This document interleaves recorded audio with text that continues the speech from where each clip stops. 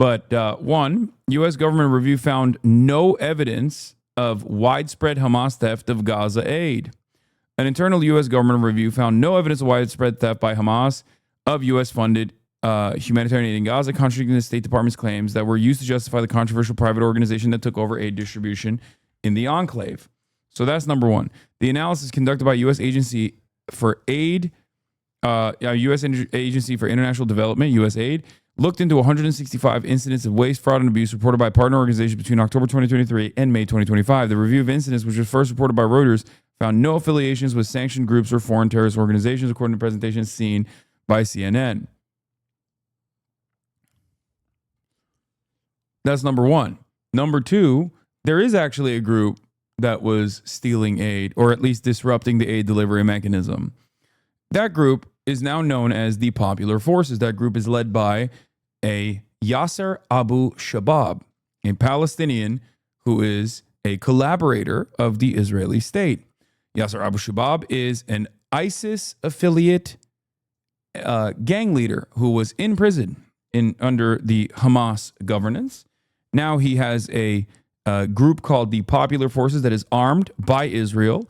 And of course, if you don't know who he is, you might have seen him as a Wall Street Journal opinion editor, because he was able to, from his Rafah military base, the Israeli military base that they stationed in Rafah for him, in the red zone where no Palestinian is allowed to even walk without being shot by Israeli forces, him and his ISIS affiliate gang can actually operate, was able to write this Wall Street Journal opinion editorial.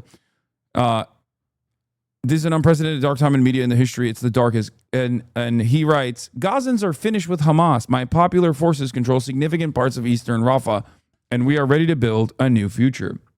Yasser Abu Shabab, of course, does not have any control over Gaza, any territory in Gaza. As a matter of fact, Hamas has been smoking the Popular Forces, the ISIS-affiliated Popular Forces, with regular frequency. As a matter of fact, they took out, I think, half of the fucking soldiers that they were able to hire with the stolen aid that Israel allowed them to steal, because their point is to cause chaos and division at the point of aid delivery in an effort to starve the population of Gaza, make it uninhabitable.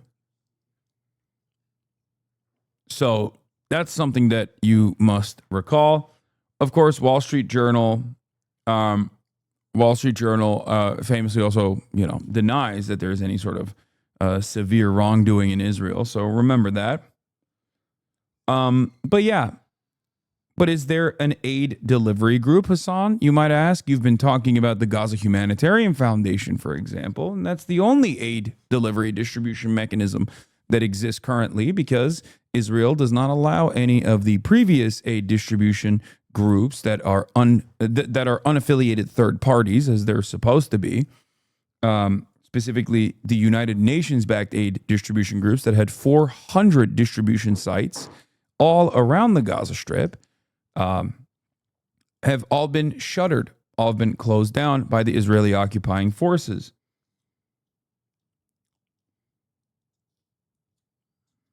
Instead, there are only 4 sites, 3 of which are in operation, the other one is not, and they are all managed by the Gaza Humanitarian Foundation.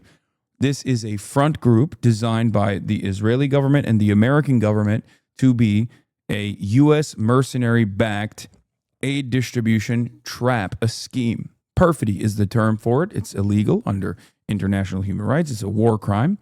They're using the aid delivery mechanism to kill people.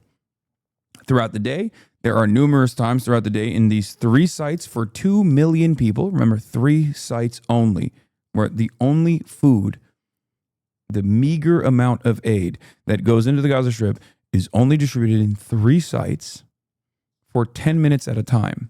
A green light comes on for 10 minutes. Some of the most sought after goods are already taken by collaborators, such as the ones that I just mentioned, Abu Shabab's militants. And then the rest of the people, sometimes 20,000, 30,000 people at a time, are only given 10 minutes to get whatever kind of aid is readily available on these sites. There is no baby formula, by the way. That's another thing. And that's the reason why you see so many emaciated children, babies, with their rib cages prominently featured. And after the 10 minutes is over, the green light turns into red, which means you have 5 minutes to evacuate the region. And if you don't evacuate after the 5-minute yellow light is over, the Israeli troops and the American troops, the mercenaries that are working with the Gaza Humanitarian Foundation, will open fire. This process is systematic. It has happened every single day since the Gaza Humanitarian Foundation has started its operations, its fake aid distribution operations. It is incredibly dystopian, and they've killed more than 1,000 Palestinian civilians in the process of fake aid delivery.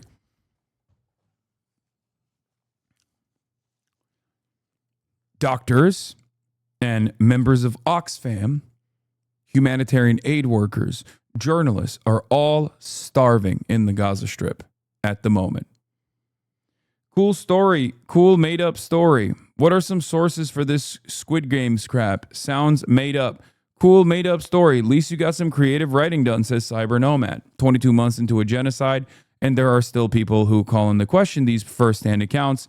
Of course, by the time first-hand accounts from Palestinian journalists make its way to Israeli news, because they get corroborated by Israeli occupying force soldiers, that takes at least a month or two.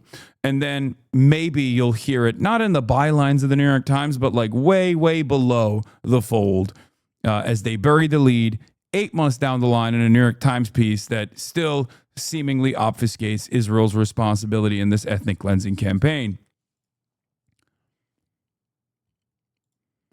Wait, never mind. Here's The Guardian. 11-minute race for food. How 8 points in Gaza became death traps. A visual story. Hundreds of people have died while seeking food since delivery was taken over by the Gaza Humanitarian Foundation in May, but Palestinians facing extreme hunger have no choice but to take risk. There's a Haaretz article that details from first-hand personal testimony of Israeli occupying force terrorists who openly admit to shooting. Who openly admit to shooting people. Got it. Thanks. I'll have a read.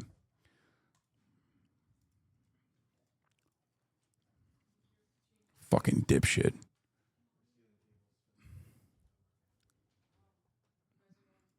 No, I banned him. Fuck that guy. Fuck that asshole. Went from, literally everyone turned a blind eye because of his powerful connections. This child fucker's all the way down to, as soon as I start talking about fucking Israel, immediately goes, you must have made that up. Dumb fuck.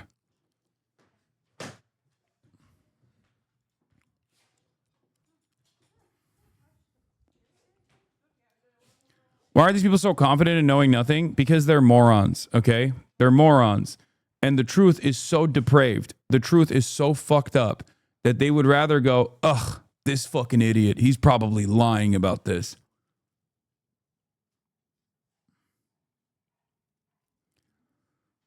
The reason why I was talking about this, of course, is because there's more to the story. And obviously, I'm going to get to the literal former U.S. Green Beret testimony from the BBC that details his experience with the Gaza Humanitarian Foundation, saying that Israel is committing war crimes at the Gaza food distribution site.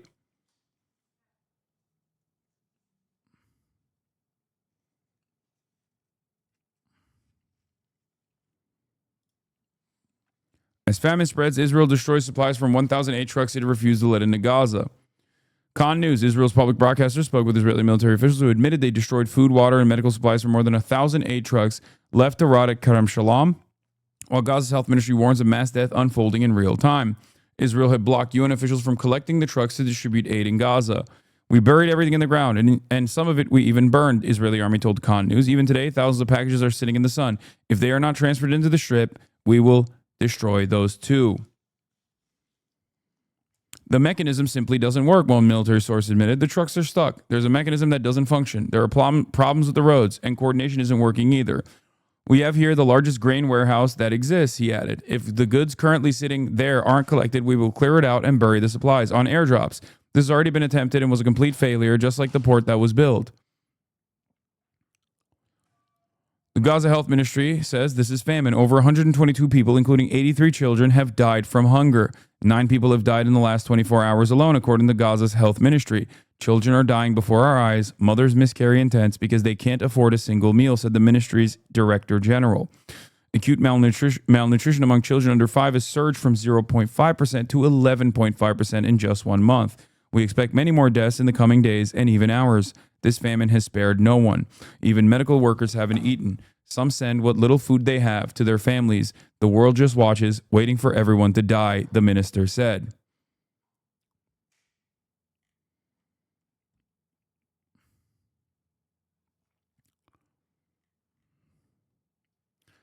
The depravity doesn't end there. Let's take a look at the first-hand account from a former U.S. Green Beret that revealed his experience at the Gaza Humanitarian Foundation aid delivery sites. Visit of condemnation tonight about the situation. This is why I say this is another Holocaust unfolding in front of our eyes. Israel is doing a live-streamed Holocaust of primarily children, a population that comprise majority under the age of 18, minors. In Gaza. The head of the UN has said the starving of Palestinians is a moral crisis that challenges the global conscience. And Sir Keir Starmer has released a statement calling the images of starvation utterly horrifying. He says the UK will evacuate children from Gaza who are in urgent need of medical attention. Israel says it'll allow countries to airdrop aid in the coming days, but aid agencies say this won't be enough. Israel controls the entry of supplies into Gaza. It says the starvation is not its fault, and it blames Hamas for stealing food.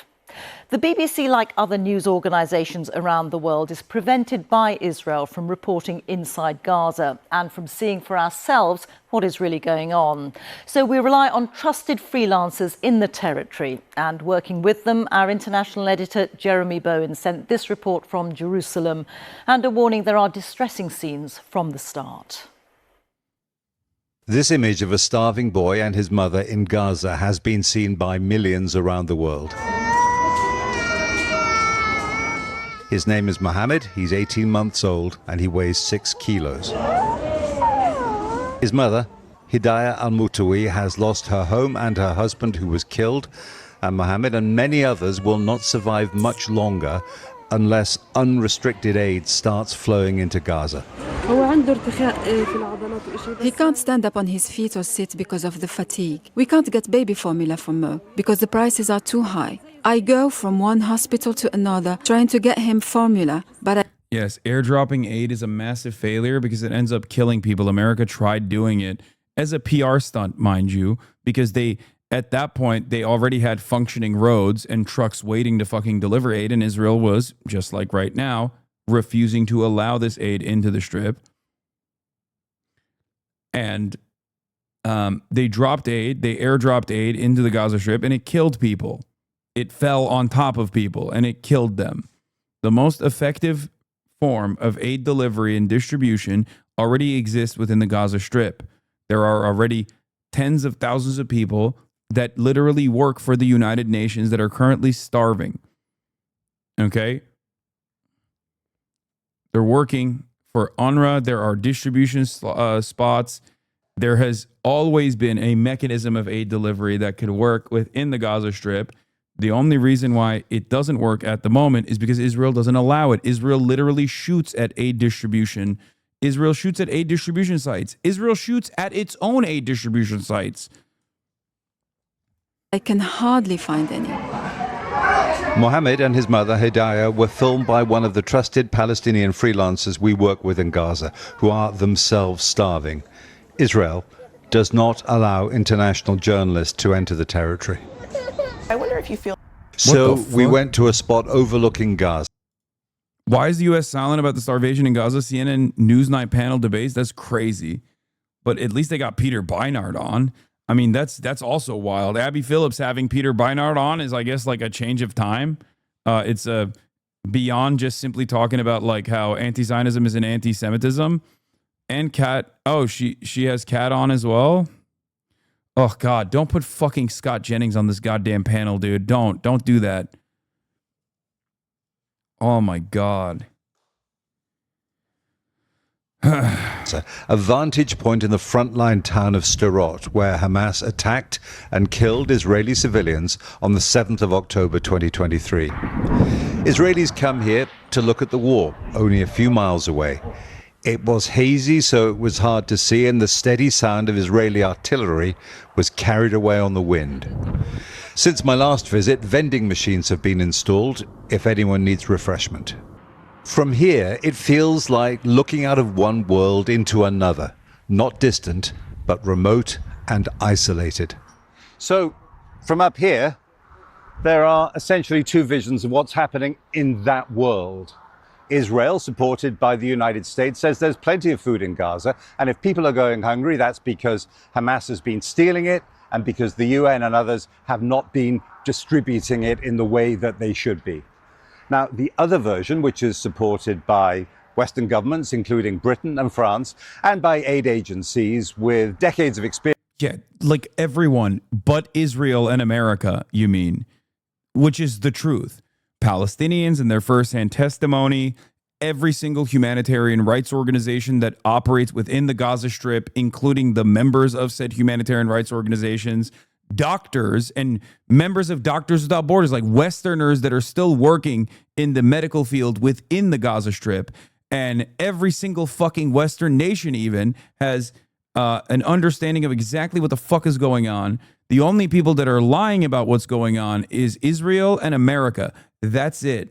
Experience of operating in war zones is that Israel's restrictions on the entry and the movement of food and other essential items in Gaza has created a humanitarian catastrophe that means that now people aren't just going hungry.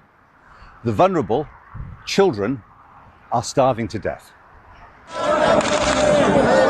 This is not a battlefield, though it might look like one. It's a food distribution point in Gaza. Bullets are kicking up the sand as men wait to get food.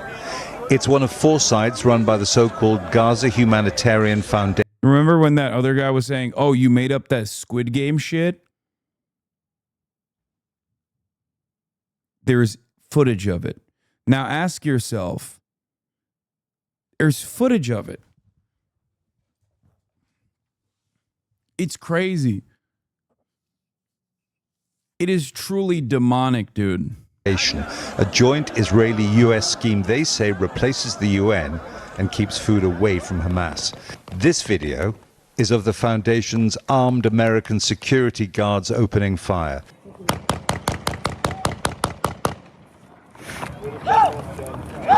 Is Hasanabe, how is this not like World War II coverage? Please explain. I'm not sure I understand how this is different than World War II. Why? First of all, I don't think it's different than the Holocaust. It's just like the mechanism is different, but the goal overall is not. Okay?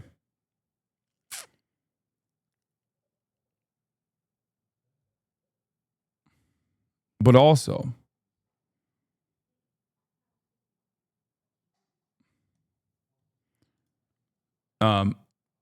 the major difference between this and the Nazi Holocaust is that during the Nazi Holocaust, as Bryce Green correctly points to, there was no daily feed of the horrors for the entire world to see, nor was there a previous Holocaust to act as a cautionary tale.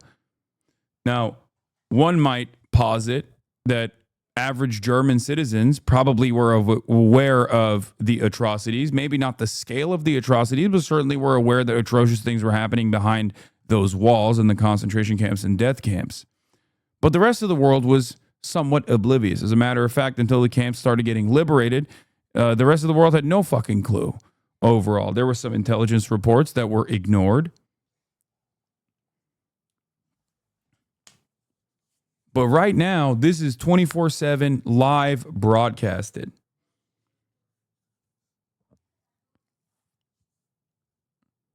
I never thought that we would get to a point where we could see the modern version of the Holocaust happening in broad daylight, where we can talk to the victims, we can see the victims, we can watch these experiences, we can watch them go through these harrowing experiences and feel so powerless in the face of unimaginable evil and cruelty. And there are still people in the Western world worrying about like the way that people call this behavior out, trying to move the conversation and attention away from these starving children back to their own personal feelings. Yeah, Trita Parsi reports Israel is flying quadcopters into the tents of starving Palestinians and shooting pregnant women and women breastfeeding their children. This is a doctor's firsthand testimony. In recent days, I operated on 2 women who were shot by quadcopters while sheltering in their tents near one of the locations, according to the people who brought them in. One was breastfeeding her child when she was hit. The second was pregnant. Thankfully, both have survived their injuries so far. These women weren't even seeking aid. They were simply sheltering in areas that are supposedly safe, but exposed to indiscriminate fire from the IDF's weaponized hunger apparatus. They're Nazis, man. That's it. They're a Nazi country doing Nazi-style atrocities. I think you hit one. It was filmed by a US soldier who signed up for the operation in Gaza after he retired and left, he says, when he saw American colleagues and the IDF killing civilians. The soldier is Lieutenant Colonel Anthony Aguilar, a Special Forces veteran of the US Army's Green Berets. He's in Washington. I spoke to him from a spot just near the Gaza border. I witnessed the Israeli Defense Forces shooting at the crowds of Palestinians. I witnessed the Israeli Defense Forces firing a main gun tank round from the Merkava tank into a crowd of people, destroying a car of civilians that were simply driving away from the site. I witnessed mortar rounds being fired at the crowds of people to keep them controlled. As a professional soldier with a very long career, what was your professional opinion of what was happening? My professional opinion of how the sites were established was what I would describe as amateur. Inexperienced, untrained, no idea of how to conduct operations of this magnitude. That would be my most benign assessment. In my most frank assessment, I would say that they're criminal. In my entire career, have I never witnessed the level of brutality and use of indiscriminate and unnecessary force against a civilian population, an unarmed, starving population. I've never witnessed that in all of the places I've been deployed to war until I was in Gaza at the hands of the IDF and US contractors. Based on the knowledge you have, do you think that you were a witness then to war crimes? I think you're saying that very emphatically. Without question, I witnessed war crimes. I witnessed war crimes being Bro, you got fucking former U.S. Green Berets who are literally private military contractors. I'm telling you right now, this is this is the worst guy you could possibly have, okay, on the planet. A guy whose job is to go, you know what? I had a shit ton of this conflict. I had so much violence. I experienced so much violence. I did so much violence, and I didn't get enough of it. I'm going to literally become a mercenary. Like, his job is to deliver death for money, okay? Like, this is, like, how do I describe it? It's like in the movies or something when you see like a thief or like a serial killer be like, this is a bridge too far for me. You know what I mean? Like, that's his job is to literally murder for hire, okay? He is a legal assassin. And he's like, this was so depraved that I had to literally throw my professional murder for hire career away and my future prospects in the field of professional murder because this is and stake my. How are you going to compare a Green Beret to a serial killer? Dude, come on. Get real. Not only is this just not some random Green Beret, okay? We're talking about the American military to begin with. He's a guy who literally left the military and then joined a mercenary force, okay? What the fuck do you think what the fuck do you think Green Berets do? Do you think they just like get deployed and then tickle people? Is that what you think they're doing? No, they're killing people. What the fuck are you talking about? It's un-American. Yes, they kill people for money. Anyway, by the Israeli Defense Forces, without a doubt, using artillery rounds, mortar rounds, firing tank rounds into unarmed civilians, is a war crime.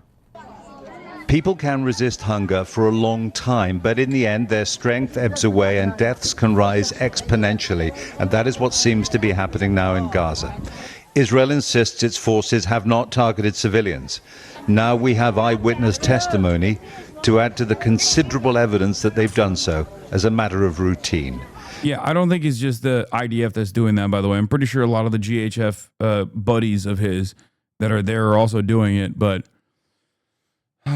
anyway, that's the situation. And of course, while all of these atrocities are unfolding in broad daylight, in real time, the American government is actively turning a blind eye to it.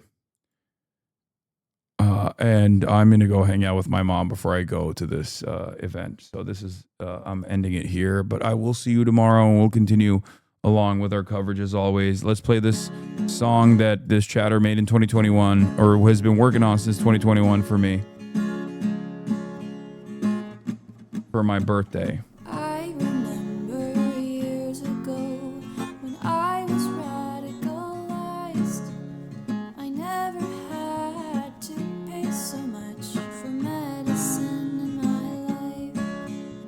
You gotta be a little fucking insane to hold out hope when things seem so fucking hopeless. He works all day, he is barely paid. He's lived here all of his life. They broke his door down and shipped him off. He couldn't tell her goodbye. I log on to watch a sun. I'll be okay. When I feel like I've lost my mind, I wake up another day. It's still. Oh shit! Yo, we need to. Don't show him. Don't show that.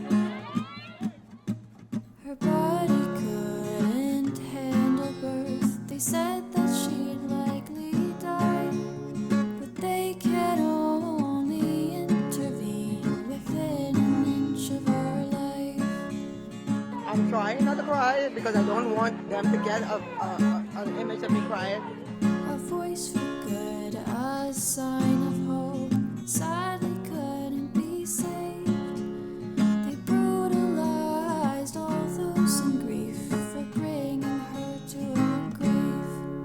I log on to watch the sun. I'll be okay. When I feel like I've lost all hope, I wake up another day. From the river to the sea, Palestine will be free. Your voices will not be silenced. So much death, so much unrest, too much to comprehend. Love you guys. I'll see you tomorrow.